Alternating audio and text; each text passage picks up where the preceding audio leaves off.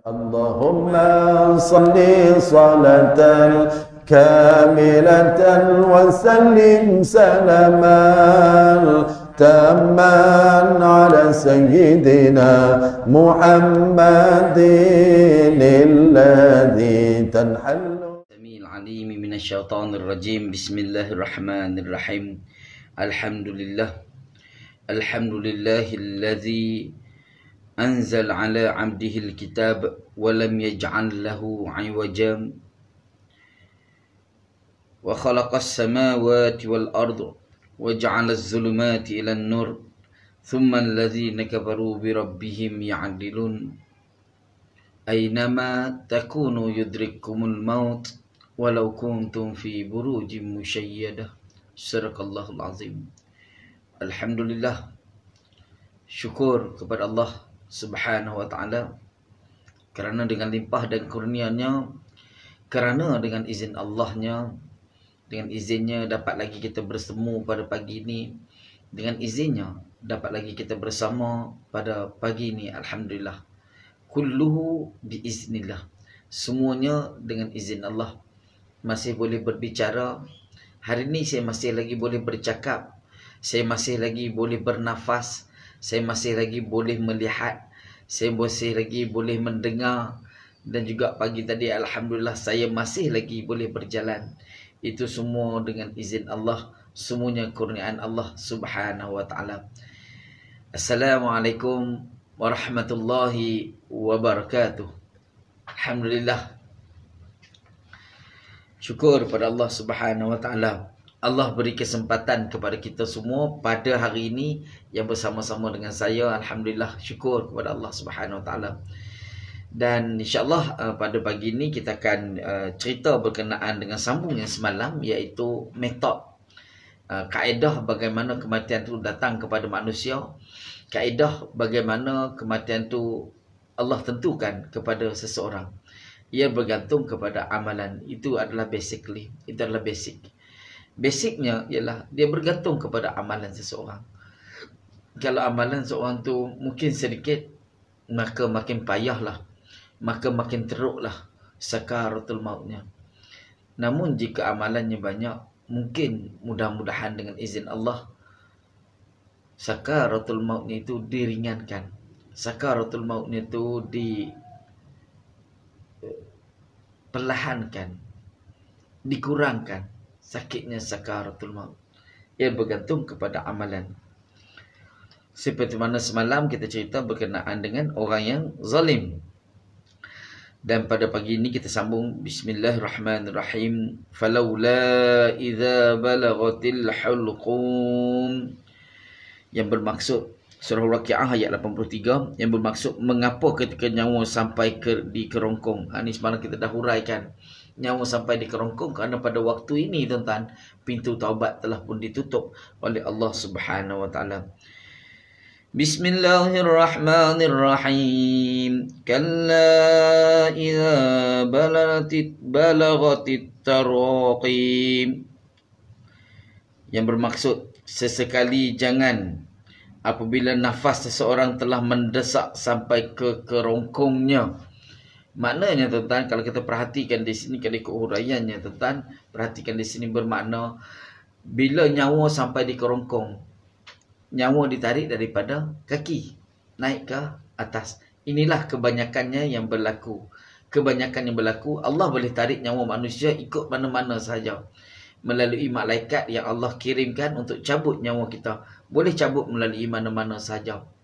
Namun kebiasaannya nyawa kita akan ditarik melalui daripada kaki, naik sikit sampailah ke atas, sampailah kita menghembuskan nafas yang terakhir. Jadi tuan-tuan dan puan-puan, muslimin muslimat yang dirahmati Allah sekalian, jika perkara ini berlaku, bila mana kita jaga orang sakit, ini paling mudah tuan-tuan. Bila mana kita jaga orang sakit, kita akan pegang kaki dia, rasa kaki dia. Memang sentiasa sejuk tuan-tuan, sentiasa sejuk orang sakit ni. Namun ada juga kadang-kadang panas. Tapi kalau badan yang panas, tiba-tiba kakinya yang sejuk. Selama hari ini mungkin panas, atau selama hari ini mungkinnya panas, tiba-tiba hari itu kakinya sejuk. tuan-tuan standby sajalah, jangan pergi mana-mana lagi, jangan tinggalkan orang sakit tersebut. Jadi tuan-tuan, puan-puan, muslimin, muslimat dirahmati Allah sekalian, Waalaikumsalam warahmatullahi wabarakatuh. Sekali lagi bagi sahabat-sahabat yang memberi salam, yang baru masuk, alhamdulillah, syukur kepada Allah Subhanahu wa taala. Dan pada pagi ni juga, last lagi tuan-tuan, sebelum kita wirid, saya nak bacakan, saya nak kongsikan.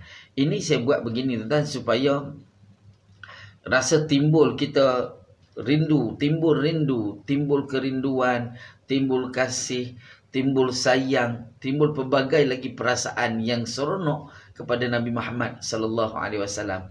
Insya-Allah nanti setiap pagi, bermula daripada pagi ni, selain daripada saya bacakan kitab Sakaratul Maut, saya nak bacakan berkaitan dengan mukjizat Nabi sallallahu alaihi wasallam yang ada 1000 mukjizat. Tuan-tuan, yang saya bagi tahu tadi tuan-tuan, kita tahu mungkin sebahagiannya saja, tapi bermula daripada pagi ni saya akan baca satu-satulah, setiap pagi satu, sama ada pendek ataupun panjang lah. Tapi ada satu yang saya akan ni, iaitu mukjizat selain daripada Al-Quran, iaitu mukjizat agung ialah Al-Quran. Tetapi selepas Al-Quran ialah peristiwa Isra' dan Mi'raj. Namun peristiwa Isra' dan Mi'raj tu hadisnya sangat panjang. Nanti kita akan cerita untuk satu hari ataupun 1 jam, cerita berkenaan dengan Isra' dan Mi'raj sahaja. Tetapi saya nak bacakan hadis tu tuan-tuan. Hadis tu nak bacakan ialah peristiwa-peristiwa mukjizat. Jadi kita nak bacakan peristiwa mukjizat, nak ingat kepada Nabi. Tidak semestinya nak tunggu Isra' dan Mi'raj, tidak semestinya nak tunggu hari bulan puasa, tidak semestinya nak menunggu maulid Nabi, sebab ada maulid Nabi. Tidak semestinya kita menunggu hari-hari kebesaran Islam yang lain. Tapi saya nak cerita setiap pagi berkenaan dengan mukjizat Nabi sallallahu alaihi wasallam yang mungkin kita tak pernah dengar, yang saya sendiri pun tak pernah dengar tuan-tuan. Jadi kita akan bacakan satu kitab, iaitu kitabnya 1000 mukjizat Nabi sallallahu alaihi wasallam, karangan Dr. Mustafa Murad tuan-tuan. Himpunan hadis mukjizat Nabi sallallahu alaihi wasallam. Ada 1000. Mudah-mudahan dengan asbab tersebut tuan-tuan, kita lebih mencintai akan Nabi sallallahu alaihi wasallam, lebih merindui Nabi sallallahu alaihi wasallam. Tetapi sebelum kita nak cerita berkenaan dengan mukjizat itu, tuan-tuan, hari ini kita mulakan dengan ni dulu, dan nanti kita akan ambil satu hari, satu masa yang sesuai untuk kita cerita hadis dan juga mukjizat berkaitan dengan Isra' dan Mi'raj.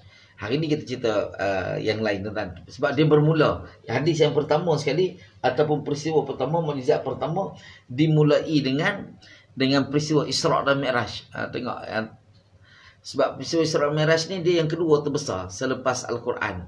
Al-Quran nombor 1, dan yang keduanya peristiwa Isra' dan Mi'raj tuan-tuan. Jadi nanti kita cuba bacakan insya-Allah. Jom kita baca kitab ni dulu, Ziarah Alam Barzakh dulu insya-Allah. Sayyidatina Aisyah radhiyallahu anha berkata bahawa di hadapan Rasulullah sallallahu alaihi wasallam pernah ada tempat air atau bekas yang di dalamnya berisi air. Beliau kemudian memasukkan kedua tangannya ke dalam air tersebut. Dengan air tersebut. Dengan kedua tangannya itu, beliau mengusap wajahnya seraya berkata, "Tidak ada Tuhan selain Allah. Sesungguhnya kematian itu memiliki beberapa sakarat, yakni sakit akibat kematian." Hadis diriwayatkan Imam Al-Bukhari. Jadi tuan-tuan dan puan-puan, muslimin muslimat dirahmati Allah sekalian, para nabi juga diuji oleh Allah Subhanahu wa taala. Sebab tu kalau kita tengok ujian yang diberikan kepada Nabi, sebab Nabi pernah berkata, ujian kepada para Nabi dan Rasul ni sekali ganda lebih daripada manusia biasa. Kalau kita Allah beri sakit sakaratul maut, sakit sekali, para Nabi Allah beri dengan 2 kali. Walaupun Nabi Muhammad ni kita cerita, Nabi Muhammad sallallahu alaihi wasallam adalah Habibullah, ialah kekasih Allah. Namun baginda juga tidak terlepas daripada sakarat. Dan ini dipertontonkan sendiri, ditunjukkan bagaimana Nabi sallallahu alaihi wasallam rasa sakitnya berkenaan kematian, sakitnya berkaitan kematian. Nabi tunjukkan Bukan Nabi sembunyi-sembunyi. Nabi tunjukkan. Dan Nabi cerita kepada, Nabi bersabda dan dengar. Isteri Nabi dengar. Iaitu Sayyidatina Aisyah dengar tuan-tuan. Bagaimana sakitnya, bagaimana merayunya. Bagaimana Nabi merintih berkaitan dengan sakaratul maut. Berkaitan sakitnya kematian. Sehingga akan diceritakan kepada kita oleh Sayyidatina Aisyah. Iaitu cerita bahawa sewaktu Nabi dalam keadaan di akhir hayat, sebelum Nabi wafat, tuan-tuan, sebelum Nabi wafat, di akhir hayat dalam keadaan sakit, di tepi Nabi ada di hadapan ada kata di tepi, ada kata di kepala, mana satu yang tepat Allah alam. Namun bekas tu semua cerita yang bekas berisi air, tuan-tuan. Bekas yang berisi air. Di dalam ini diceritakan di hadapan Rasulullah sallallahu alaihi wasallam. Mana kalau Nabi duduk adalah bekasnya. Sebab tuan-tuan, kalau kita tengok Nabi SAW sebelum wafat, tuan-tuan, diuji oleh Allah Subhanahu Wa Taala daripada bulan Safar, tuan-tuan, Safar Rabiul Awal. Daripada bulan Safar ni, tuan-tuan, Nabi SAW diuji oleh Allah Subhanahu Wa Taala dengan kesakitan dan sakitnya tu, tuan-tuan, sehingga Nabi SAW pengsan. Sakit Nabi SAW tu sehingga Nabi pengsan. Sedar, sakit lagi, pengsan. Sedar, sakit lagi, pengsan. Beberapa kali Nabi pengsan. Sehinggalah kepada hari kewafatan Nabi SAW, tuan-tuan. Sebab tu Nabi kata kepada Sayyidatina Aisyah, kata apa, tuan-tuan? Tidak ada Tuhan selain Allah. Sesungguhnya kematian itu memiliki beberapa sakrat, iaitu memiliki sakit akan kematian. Sakaratul maut ialah sakit kematian dan sakit kematian. Nabi celup tangan dalam air, Nabi sapu muka. Nabi sapu air tadi pada muka. Nak sejukkan, mungkin nak sejukkan ataupun nak tenangkan, tuan-tuan. Nabi SAW sendiri pun rasa sakit, tuan-tuan. Apatah lagi kita, Allah Akbar, tuan-tuan. Nabi yang Habibullah, Nabi yang kekasih Allah, Nabi yang rapat dengan Allah ni pun, tuan-tuan, Allah beri ujian di akhir hayat. Allah beri ujian sebelum wafat. Apatah lagi kita manusia biasa yang jauh dengan Allah Subhanahu Wa Taala, tuan-tuan. Bila mana kita jauh dengan Allah, kita takut, tuan-tuan. Sangat takut. Sakit kemalangan, sakit kena pisau pun kita rasa sakit dah, tuan-tuan. Luka kena pisau pun kita sakit. Apatah lagi ni luka satu badan yang malaikat nak pisahkan roh dengan badan kita ni, tuan-tuan. Roh dengan jasad kita yang malaikat nak pisahkan ni tadi, tuan-tuan. Allahu Akbar. Sakit tidak terkata lah, tuan-tuan. Sakit tak terkata. Dan sakitnya tu, tuan-tuan, hanya boleh diceritakan, hanya boleh dikhabarkan orang yang rasa. Kita tak rasa, kita tak tahu. Kita masih lagi belum rasa. Tetapi sebelum kita rasa, cukupkan persediaan. Lengkapkan segala-galanya untuk kita bawa berjumpa dengan Allah Subhanahu Wa Taala suatu ketika nanti. Bila? Wallahu alam. Bagaimana? Wallahu alam. Hanya Allah Subhanahu Wa Taala yang Maha ketahui. Tuan-tuan, puan-puan, muslimin, muslimat yang dirahmati Allah sekalian. Imam Al-Tirmizi meriwayatkan bahawa Sayyidatina Aisyah pernah menyatakan, aku tidak menginginkan kemudahan kematian bagi seseorang setelah aku melihat betapa sakitnya kematian pada Rasulullah sallallahu alaihi wasallam. Sampaikan Sayyidatina Aisyah kata apa, tuan-tuan? Aku tidak menginginkan kemudahan kematian bagi seseorang setelah aku melihat betapa sulitnya kematian pada Rasulullah sallallahu alaihi wasallam. Sayyidatina Aisyah ni dia menghadap Nabi sewaktu wafat, isteri Nabi yang salah satunya isteri Nabi, satu-satunya isteri Nabi yang Nabi kahwini anak dara, tuan-tuan. Seorang tu je, tuan-tuan. Yang lain semuanya ibu tunggal. Jadi perempuan, kalau suami gatal nak kahwin lagi perempuan perlu pergi carikan dalam senarai, dalam kampung tuan-tuan perempuan, dalam taman tuan-tuan perempuan, senaraikan nama-nama mak-mak janda tu. Pergi pinangkan untuk suami. Tapi cari Nabi SAW, kalau dia kata dia nak ikut sunnah untuk kahwin lebih daripada satu, boleh, dengan syarat perempuan yang pergi cari. Perempuan pergi cari, bawa balik gambar. Ni bang, ni mak Mina, ni mak Melah, ni mak Aisyah, ni mak cik ni. Bawa dan senarai nama dan gambar sekali, biar suami pilih. Tak apa abang tak perlu pergi pinang, biar saya yang pinangkan untuk abang. Seorang madu saya. Tapi tuan-tuan, perempuan pinangkan makcik-makcik yang dah lama menjadi ibu tunggal, yang dah lama kematian suami.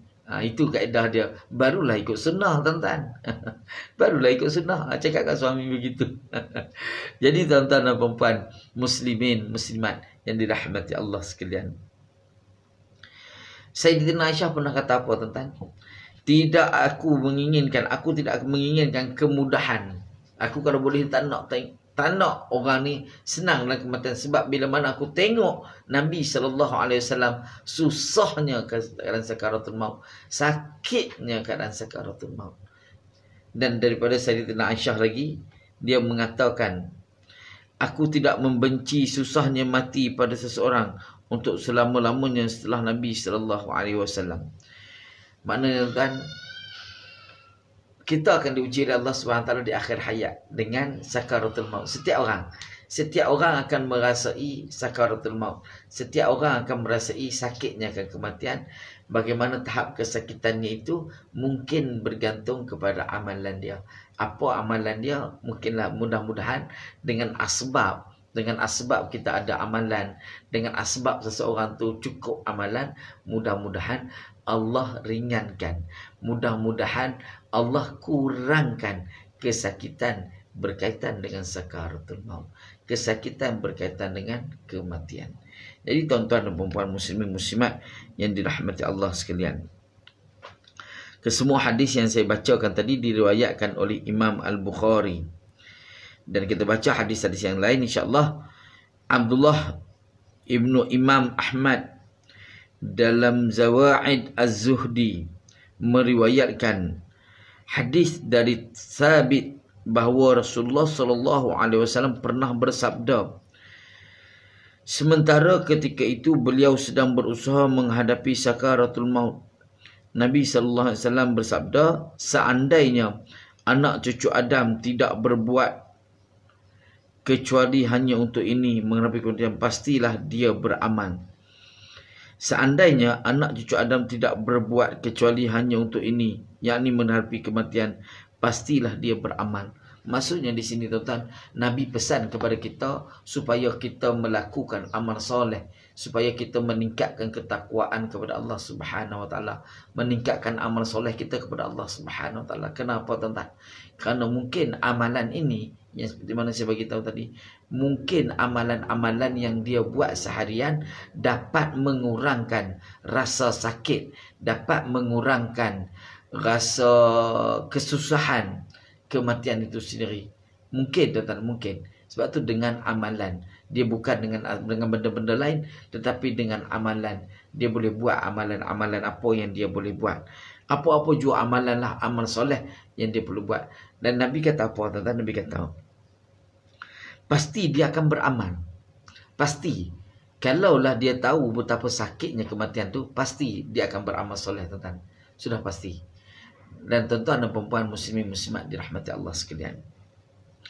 Kita terus sedikit lagi.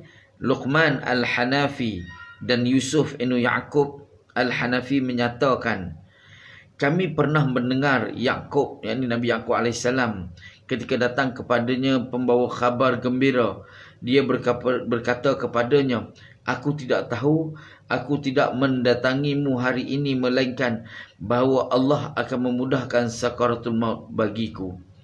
Makna malaikat, malaikat datang pada Nabi Ya'qub. Malaikat datang kepada Nabi Ya'qub dan malaikat kata apa?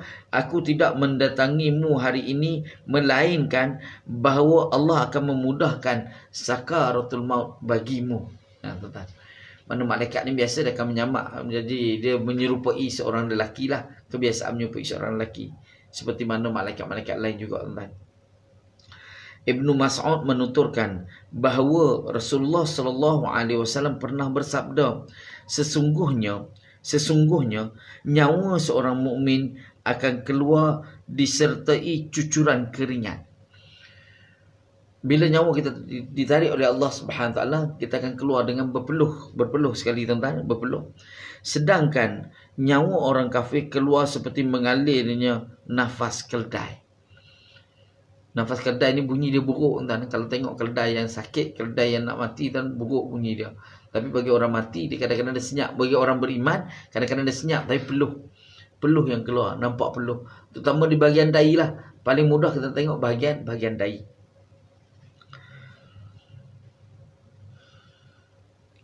Sesungguhnya orang mukmin pasti melakukan kesalahan. Oleh kerana itu, dia akan merasakan kesulitan ketika menghadapi kematian sebagai tebusan bagi kesalahannya. Sedangkan orang kafir pasti memiliki kebaikan sehingga dia dimudahkan dalam kematiannya sebagai tebusan atas kebaikannya. Dia pelbagailah tuan. Jadi Allah a'lam bishawab. Hadis yang saya baca yang ketiga-tiga ini diriwayatkan oleh Imam At-Tabrani dan Al-Kabir dan Abu Nuaim. Tuan-tuan dan puan muslimin muslimat rahmat Allah sekalian, cukup saya baca hadis berkaitan kematian, cukup saya baca hadis berkaitan dengan sakaratul maut. Jom kita tengok mukjizat Nabi sallallahu alaihi wasallam. Dengan mudah-mudahan dengan asbab mukjizat ni tadi kita lebih dekat diri kita dengan Allah Subhanahu wa taala. Namun sebelum saya bacakan mukjizat tersebut, pada pagi ini kita huraikan dulu apa yang dikatakan dengan mukjizat. Pada pagi ini pagi ini kita ceritakan dulu apa yang dikatakan dengan mukjizat. Mukjizat secara etimologis diambil dari kata al-i'jaz. Al-i'jaz yakni maksudnya melemahkan. Hakikatnya adalah menetapkan kelemahan orang lain. Kemudian kata ini dipakai untuk menunjukkan kelemahan tersebut lalu disandarkan sebagai kiasan kepada penyebab kelemahan dan dijadikan sebagai nama dari penyebab tersebut, iaitu satu perkara luar biasa. Huruf ta pada kata mukjizat tadi menunjukkan konteks hyperbola. Mukjizat secara terminologi adalah satu perkara luar biasa yang dinampakkan Allah Subhanahu wa taala di tangan orang yang mengaku sebagai nabi di dunia, tidak memiliki celah sedikit pun dan bertujuan sebagai tentangan bagi orang-orang yang mengingkari kenabian itu. Okey, inilah yang dikatakan mukjizat. Perkara luar biasa, perkara yang mencari adat, yang berlaku dan hanya berlaku kepada nabi dan juga rasul yang dipilih oleh Allah Subhanahu wa taala. Bila mana dia kata dia nabi, bila mana dia kata dia rasul, inilah antara bukti yang menunjukkan bahawa dia sebagai seorang rasul, dia sebagai seorang utusan, dia sebagai seorang nabi yang dipilih oleh Allah Subhanahu wa taala. Dan perlu kita ingat tuan-tuan, perlu kita ingat, wajib percaya bahawa nabi dan rasul yang terakhir ialah Nabi Muhammad sallallahu alaihi wasallam. Kalau ada lepas ni tuan-tuan jumpa di pasar, tuan-tuan jumpa di mana-mana, dia menyatakan bahawa dia sebenarnya nabi terakhir, ping sedah tuan-tuan. Ping sedah kat dia. Makna dia dah mula sesat dah tuan-tuan. Dia dah sesat dah tuan-tuan. Maknanya bagi dia sedar sikit dunia ni tuan-tuan. Tidak ada lagi nabi, tidak ada lagi rasul yang selepas Nabi Muhammad sallallahu alaihi wasallam.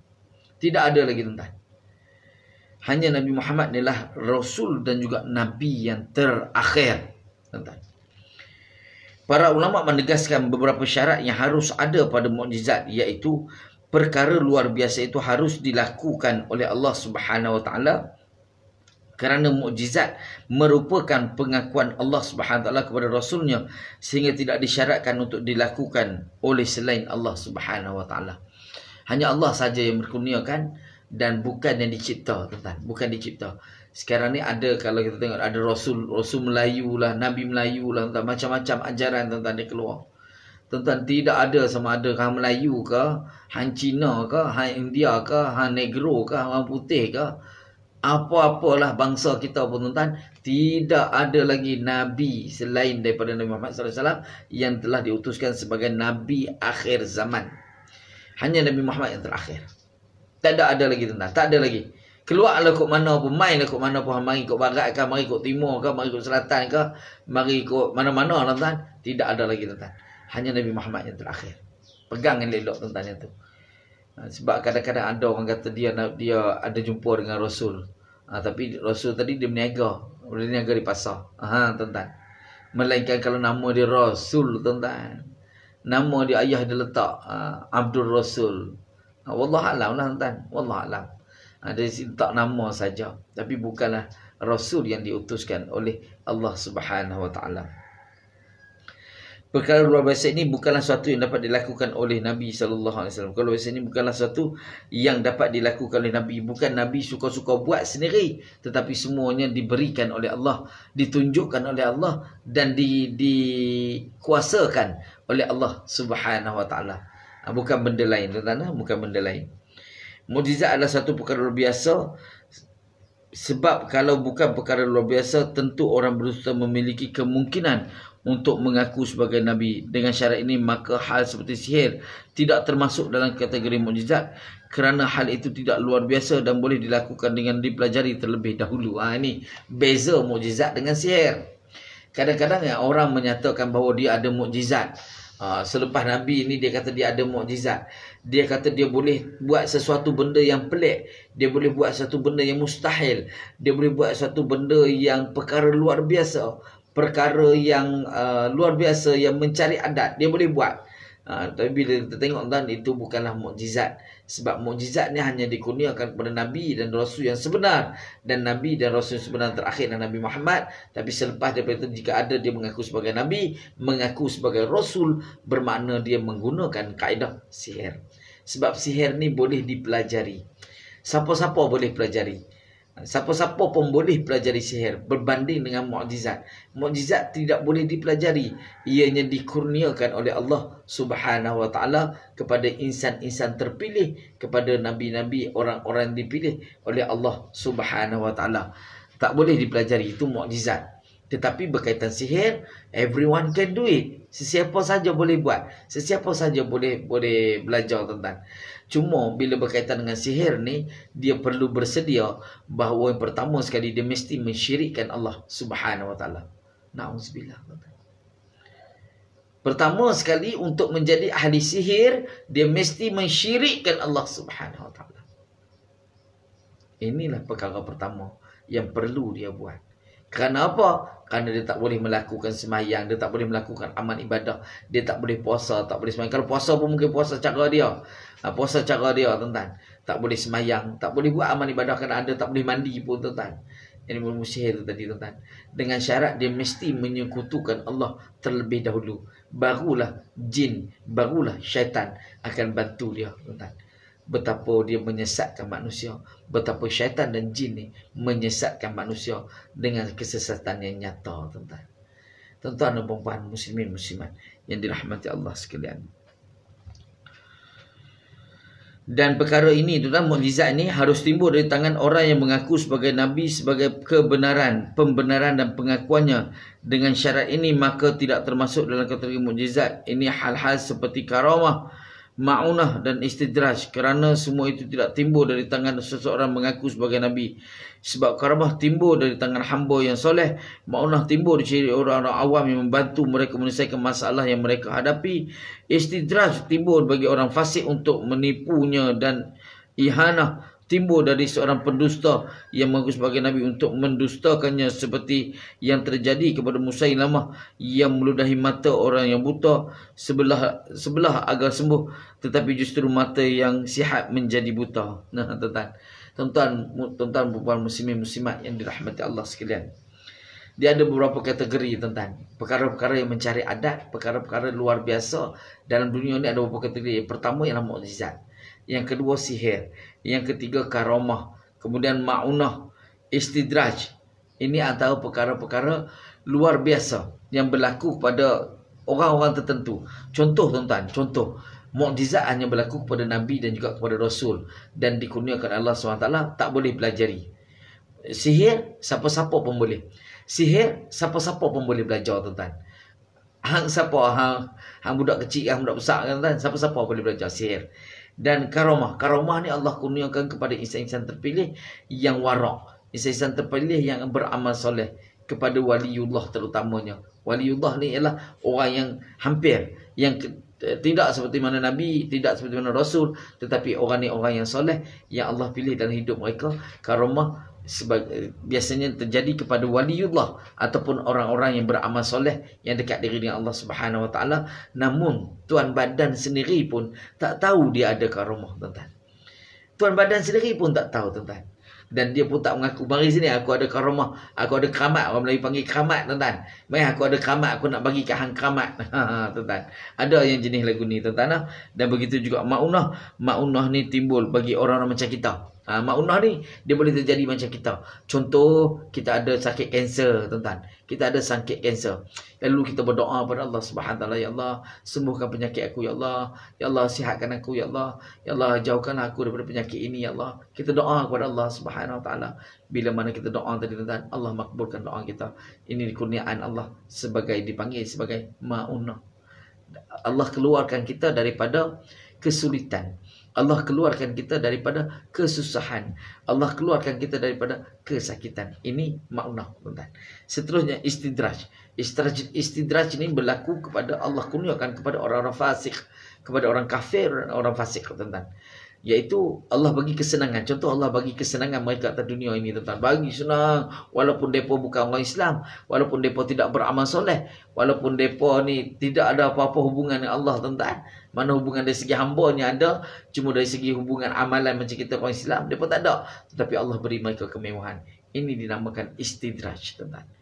Jadi tuan-tuan dan puan-puan muslimin muslimat dirahmati Allah sekalian, cukup dulu setakat itu penerangan pada pagi ini. Nanti kita sambung lagi. Kita tak boleh dah baca terus, tuan-tuan. Kita kenal dulu. Ada beberapa penerangan. Sikit lagi, tuan-tuan. Ada 4 lagi.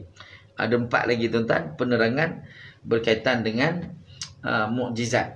Nanti kita akan bacakan insya-Allah perkara-perkara berkaitan mukjizat ini. Mudah-mudahan boleh menimbulkan rasa cinta, mudah-mudahan boleh menimbulkan rasa kasih, mudah-mudahan boleh menimbulkan rasa sayang kita kepada Allah Subhanahu Wa Taala. Jadi jom kita baca sedikit zikir kita pada pagi ini, wirid kita. Mudah-mudahan dengan asbab kita baca wirid bersama-sama, tuan-tuan, mudah-mudahan Allah permudahkan segala urusan kita pada hari ini. Astaghfirullahalazim alladzi la ilaha illa huwal hayyul qayyum wa atubu ilaih. Astaghfirullahalazim alladzi la ilaha illa huwal hayyul qayyum wa atubu ilaih. Astaghfirullahalazim alladzi la ilaha illa huwal hayyul qayyum wa atubu ilaih. Allahumma anta rabbi la ilaha illa anta khalaqtani wa ana 'abduka wa ana 'ala ahdika wa 'adika mastata'tu. A'udzu bika min syarri ma sana'tu. Abu'u laka bi ni'matika 'alayya wa abu'u bi zambi faghfir li fa innahu la yaghfiru dzunuba illa anta. Allahumma anta rabbi la ilaha illa anta khalaqtani wa ana 'abduka wa ana 'ala ahdika wa wa'dika mastata'tu. A'udzu bika min syarri ma sana'tu. Abu'u laka bi ni'matika 'alayya wa abu'u bi zambi faghfir li fa innahu la yaghfiru dzunuba illa anta. Allahumma anta rabbi la ilaha illa anta khalaqtani wa ana 'abduka wa ana 'ala ahdika wa wa'dika mastata'tu. A'udzu bika min syarri ma sana'tu. Abu'u laka bi ni'matika 'alayya wa abu'u bi zambi faghfir li fa innahu la yaghfiru dzunuba illa anta. Raditu billahi rabba wa bil islami dina wa bi Muhammadin sallallahu alaihi wasallam nabiyyan wa rasulan. Hasbi Allah la ilaha illa huwa alaihi tawakkalt wa huwa rabbul arshil azim. Allahumma bika asbahna wa bika amsayna wa bika nahya wa bika namut wa ilayka nusyur. Bismillahilladzi la yadurru ma'a ismihi syai'un fil ardh ولا في السماء وهو السميع العليم. أصبحنا على فطرة الإسلام وكلمة الإخلاص ودين نبينا محمد صلى الله عليه وسلم وملة إبراهيم صلى الله عليه وسلم حنيفا مسلما وما أنا من المشركين. أصبحنا وأصبح ملك لله رب العالمين اللهم أسألك خير هذا اليوم فتحه ونصره ونوره وبركته وهداه وأعوذ بك من شر ما فيه وشر ما بعده أصبحنا وأصبح ملك لله لا إله إلا الله وحده لا شريك له له الملك وله الحمد وهو على كل شيء قدير ربي أعوذ بك من الكسل والحرام وسوء الكبر وأعوذ بك من عذاب النار وعذاب القبر اللهم إني أسألك من فجأة الخير وأعوذ بك من فجأة الشر سبحان الله وبحمده سبحان الله وبحمده سبحان الله وبحمده لا قوة إلا بالله ما شاء الله كان وما لم يشأ لم يكن أعلم أن الله على كل شيء قدير وأن الله قد أحاط بكل شيء علما اللهم فاتر السماوات والأرض عالم الغيب والشهادة رب كل شيء ومليكه ومالكه أشهد أن لا إله إلا أنت أعوذ بك من شر نفسي وشر شيطان وشركه اللهم إني أعوذ بك من الهم والحزن وأعوذ بك من العجز والكسل وأعوذ بك من الجبن والبخل وأعوذ بك من غلبة الدين وقهر الرجال اللهم أنت ربي لا إله إلا أنت عليك توكلت وأنت رب العرش العظيم ما شاء الله كان وما لم يشأ لم يكن لا حول ولا قوة إلا بالله العلي العظيم أعلم أن الله على كل شيء قدير وأن الله قد أحاط بكل شيء علما اللهم فاطر السماوات والأرض اللهم إني أعوذ بك اللهم عافني في بدني اللهم عافني في سمعي اللهم عافني في بصري اللهم أعوذ بك من الكفر والفقر اللهم إني أعوذ بك من عذاب القبر لا إله إلا أنت اللهم إني أسألك العفو والعافية والمعافاة الدائمة في ديني ودنيا وأهلي ومالي اللهم استر عوراتي وآمن روعاتي اللهم احفظني من بين يدي ومن خلقي وعن يميني وعن شمالي ومن فوقي وأعوذ بعظمتك أن أغتال من تحتي اللهم أنت خلقتني وأنت تهديني وأنت تطعمني وأنت تسقيني وأنت تمينني وأنت تحييني صدق الله العظيم. Cukuplah sekat itu pada pagi ini tuan-tuan. InsyaAllah mudah-mudahan Allah temukan kita lagi pada malam nanti. Pada malam nanti kita akan sembang-sembang bab perubatan lagi insyaAllah. Jadi mudah-mudahan Allah permudahkan segala urusan kita pada hari ini, hari esok dan hari-hari mendatang.